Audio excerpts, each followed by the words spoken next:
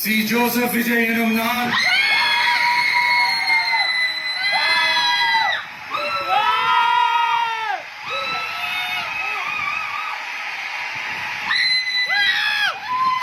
சட்டப்படி அமைக்கப்பெற்ற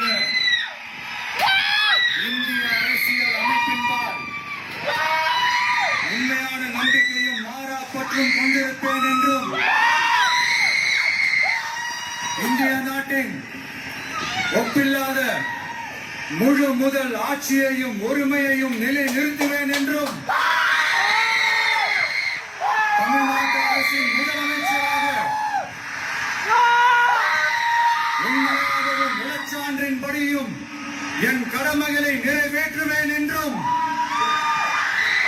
அரசியல் அமைப்பிற்கும் சட்டத்திற்கும் இணங்க அச்சமும் ஒருதலை சார்பும் இன்றி விருப்பு வெறுப்பை விலக்கி பலதரப்பட்ட மக்கள் அனைவரும்